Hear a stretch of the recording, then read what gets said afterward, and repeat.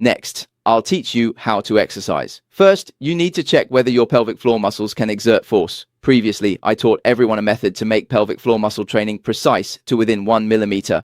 Normally in a gym, we don't have the conditions or equipment to check whether a member's pelvic floor muscles are contracting. Hospitals, on the other hand, have this equipment and can perform invasive tests. So we can use the principles of breathing to observe externally whether the pelvic floor muscles are contracting. In a moment, I'll teach everyone how to do this. You can choose to do a regression exercise lying flat, or you can use a foam roller for this kind of practice. There are such exercises. Later, I'll find among our class of 500 people, and I'm sure some of you have this issue. Is there anyone with a more serious problem?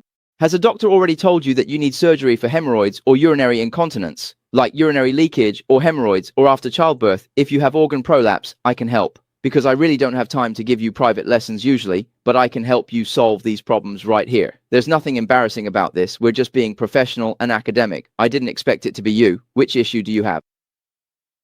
Have you already been told you need surgery for all of these?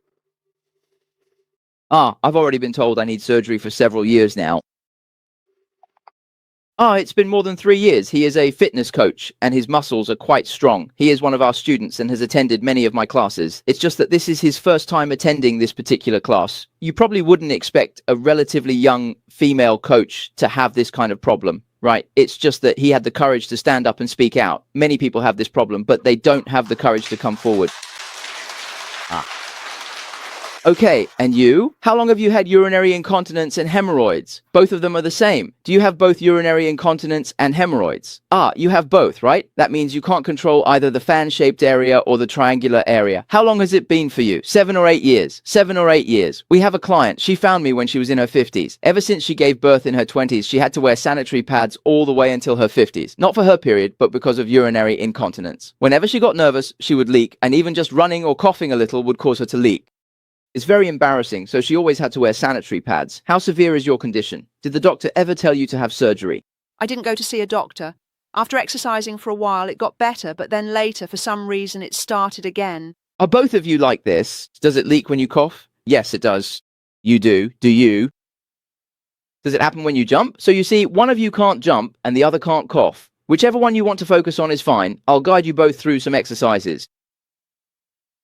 In these 5 days of classes, we're tackling some of the world's toughest problems. Things like high blood pressure, scoliosis, urinary incontinence, and organ prolapse. Each one is more challenging than the last. What kind of coach are you? Aren't you the coach who had a baby? Were both deliveries natural, or was one a C-section? Both were natural births, no C-section. How old is your second child? 10 years old. Did you have this problem before giving birth? You didn't have this issue before pregnancy? Did it start after your first child, or after your second? Your youngest is 10 years old, and you just said you've had this issue for 7 or 8 years, which means it started after your second child.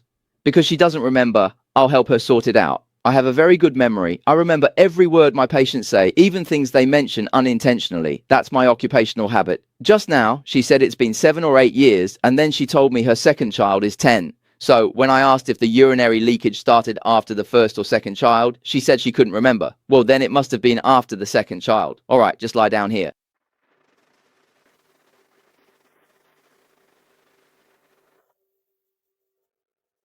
It's the second day of my period, but since I haven't been training for long, it's still okay. Wang Zheng, help me set this up. Set up 2 of these, put plates on both sides. I don't give them too much difficulty. Do we have dumbbells here? I need a pair of 10 kilogram and a pair of 6 kilogram dumbbells. Also, I need 2 barbells. I'm going to have the 2 of them do high-risk training. What I mean by high-risk training is, this is training that people with visceral prolapse absolutely cannot do. Take off your shoes and your socks too, because this way it's easier to check. If she coughs, she'll leak. So, after I finish, I'll have her cough again. Not to mention jumping. If she leaks when she coughs, she'll definitely leak when she jumps. That's the kind of thing where just one jump and she'll leak.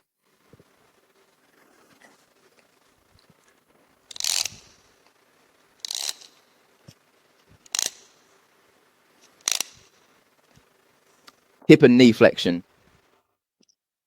Bring me a stool so she can put her feet on it.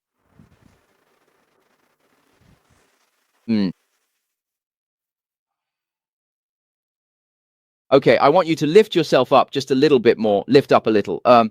See, now the muscles of your pelvic floor are lifted upward. Do you feel any discomfort at all? Then I will take a ruler to measure the circumference and carefully wrap it all the way around one time.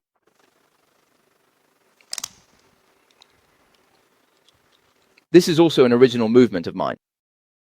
I'm sharing this with everyone because when I teach private lessons, I often have clients do this, but in the gym, you can't have any equipment for the inner side of the pelvic floor muscles because that's against the rules. Those are considered medical devices since they're invasive, so I still need to know whether the member's pelvic floor muscles are contracting, but I can't use my hands to check. That would be inappropriate, and I don't really trust what they say, so I can't be sure if they're actually using their pelvic floor muscles.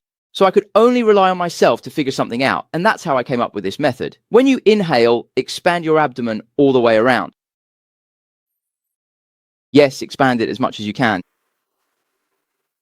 All right, when it's expanded to the maximum, let me check its circumference. Right now it's 88, fully expanded and completely tightened. Okay, let's say I have the abdomen expanded to the maximum, and then I have the person exhale through their mouth, making sure that during the exhalation the abdomen doesn't contract at all. Also, I suppress the use of the transverse thoracic muscle because at this point the intercostal spaces are shortened, so I don't let the transverse thoracic muscle engage. At this moment, the only muscles that can be used are two muscle groups. One is the pelvic floor muscles and the other is the elastic recoil of the lungs. Do you understand what I'm saying? If any of the abdominal muscles are involved, this circumference would decrease. Does that make sense? So when I have them inhale as fully as possible and then exhale, if the circumference remains unchanged while still being able to exhale, the only areas being used are the pelvic floor muscles and the elastic recoil of the lungs.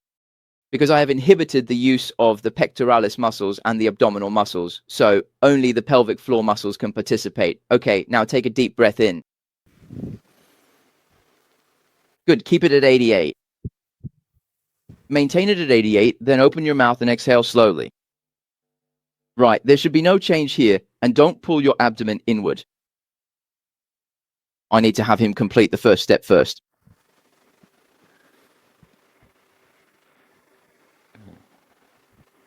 Okay, once it has gotten smaller, stop. Once it has gotten smaller, don't keep exhaling because it becomes meaningless. If you keep exhaling, you'll start using your abdominal muscles. I don't want you to use your abdominal muscles because those are the strongest muscles for pushing. All right, continue to inhale fully.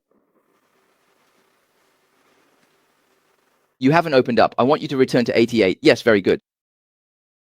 Now it's at 88. Good. Slowly exhale. Slowly breathe out. Right, you can also make a SE sound. No, that's not right. You're pulling inward again. So you can only do that little bit at the front. In other words, you can only activate a small part of your pelvic floor muscles. Bring the machine.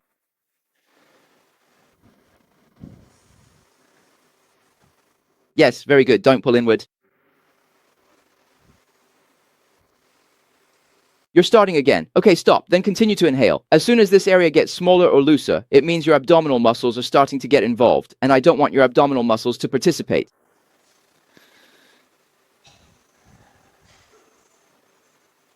Good, not bad. Your breath is getting longer and longer.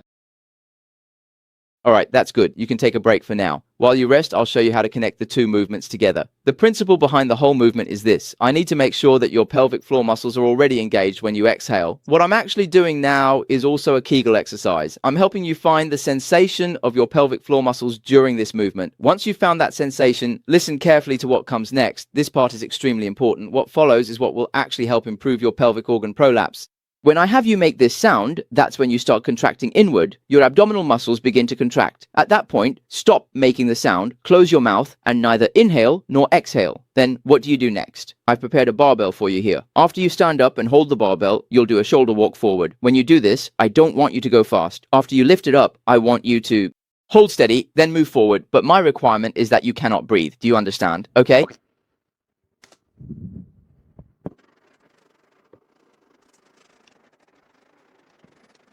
Good. All right, now it's 88's turn. Take a full breath, that's right, and slowly make the tearing sound.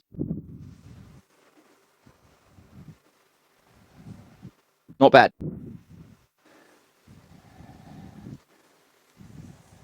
Okay, stop. You've already started contracting inward. Hey, don't let it drop, then take another full breath. Did you take a full breath? Very good. Now slowly, slowly exhale. Don't contract inward here. Don't contract inward.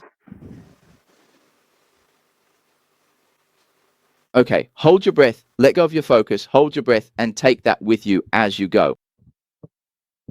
Don't breathe. Just walk straight ahead. Hey, don't lift your leg up. That's right. Keep steady. You need to pause before walking. Walk over and then turn around. If you breathe, stop. If you've already taken another breath, then stop. Yes, that's considered the end of one breath. Once they've taken another breath, there's no point in continuing the exercise. I want them to hold this breath. I'll explain to you why in a moment. Now let's do the second breath. For the second breath, I hope you can walk over and then walk back so that this one breath can last for both going over and coming back. Yes. Come on, get up.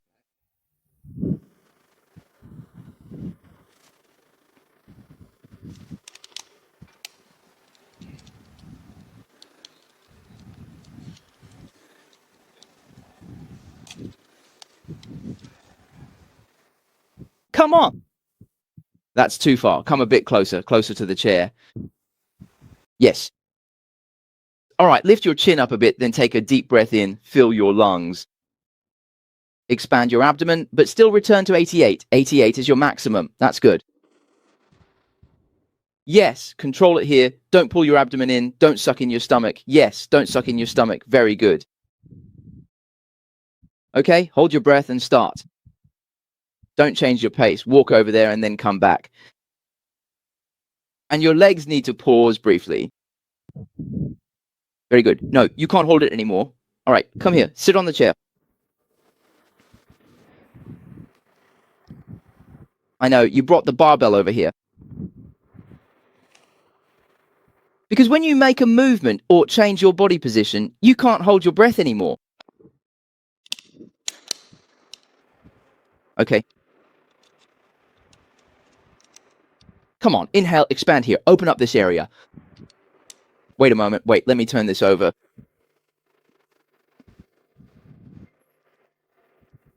Okay, inhale fully. Inhale fully. All right, don't lower your head to look. And then when you exhale, don't pull in your stomach. Then bend your body forward a little, as if hugging your chest. Why am I doing this? I want to inhibit your transverse thoracic muscle.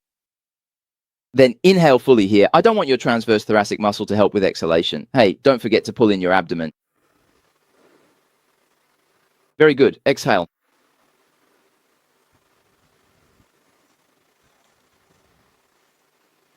Okay, hold your breath and walk while holding it.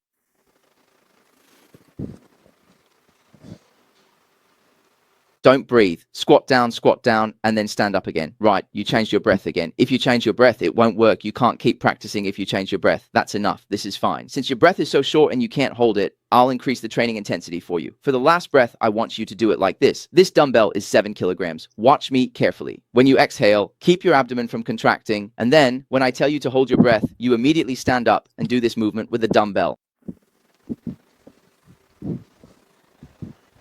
See, I put it right here. Go ahead.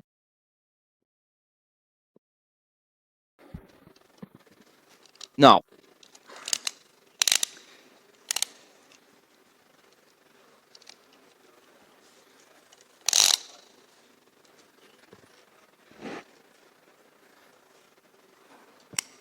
Then cross your arms over your chest.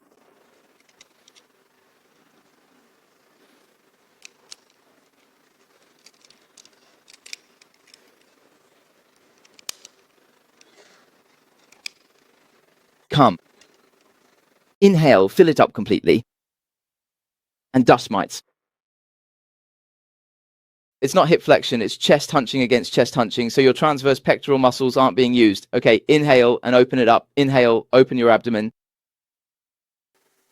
Very good. Exhale.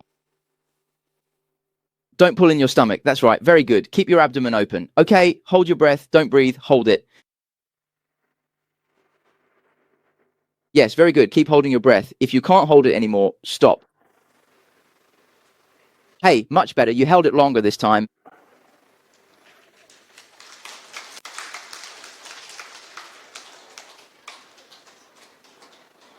Good job, Yading. You can put it down now. Put it down. Excuse me. Did you leak? Now cough. Continue with the next lesson. Was there anything at all? Okay, that is perfectly fine.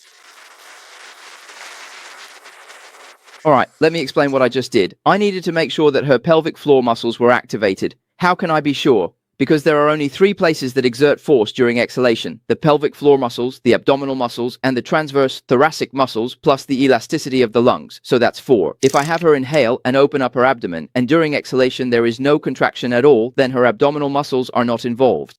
Now, only lung elasticity, pelvic floor, and transverse thoracic muscles remain. By having her hug herself to shorten rib spaces, the transverse thoracic muscles are inhibited. Only 2 remain, the pelvic floor and lung elasticity. If she still exhales, her pelvic floor is activated. If it lifts upward, I've succeeded.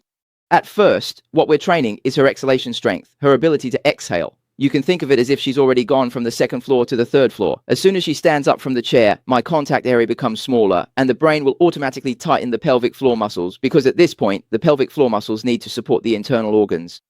Then, when I ask her to support her organs, she realizes I've gone from 2 legs to 1 and even have to jump. She rises higher to engage more muscle fibers. Otherwise, her internal organs would fall out. Now we are training her ability to support her internal organs. Do you understand? Is that okay? So first, I push her exhalation ability to the limit, then I reduce her contact area from large to small, and then I have her jump directly. This is actually a training taboo for people with organ prolapse or urinary incontinence worldwide. You can't do running or jumping. You can't do high-impact activities. Because your internal organs have already descended, the less you train this way, the less effective your training will be. The more you practice exhaling and tightening your pelvic floor, the less support your organs will have. Exhalation is not meant to support your internal organs. Exhalation is just exhalation, and supporting your organs is a separate function. Only by doing it this way can I make the pelvic floor muscles stronger and stronger. That's why I say, the essence of rehabilitation is breathing, and the drive behind breathing is weightlifting. So after that, what did I have him do? I had him carry a very heavy barbell, run and jump with it, and even do deep squats with weights exceeding his own body weight. The more I trained him like this, the stronger his pelvic floor muscles became. Only then did his ability to support his internal organs grow stronger and stronger. That's how you can solve his urinary leakage and his organ prolapse. This is the transformation between different abilities. I'm a stickler for details. I told you all on the very first day that during these 5 days, 76 hours and 2 evenings, these 6 days of classes, I would share with you things you can't find or learn anywhere else in the world. That's because I took what others had, tested it in practice, and found it ineffective. So I went searching for answers. When I found the answer, I discovered that it worked for everyone, regardless of age or gender. I even challenged the world's most authoritative hospitals. If they had patients they couldn't help, I would take them on. I would train them. I found that I was able to help them recover, so I'm willing to share this with all of you. It's better for everyone to enjoy something together than to enjoy it alone.